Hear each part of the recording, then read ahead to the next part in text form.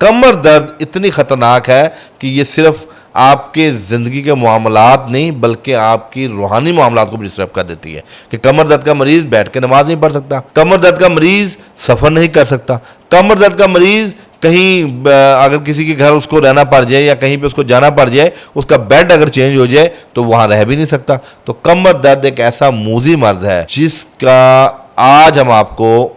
بتائیں گے کہ یہ کیوں ہوتی ہے، اس کے اسباب کیا ہیں اور اس کا علاج کیا ہے اور اس کا پرہیز کیا ہے۔ جو ہمارا لائف سٹائل ہے وہ بہت سیڈنٹری ہو چکا ہے، یعنی کہ ہم کھایا پیا بیٹھ گئے۔ ہماری لائف کے اندر جو گجی چیزیں لوگ پہلے کہتے تھے، دودھ، دہی،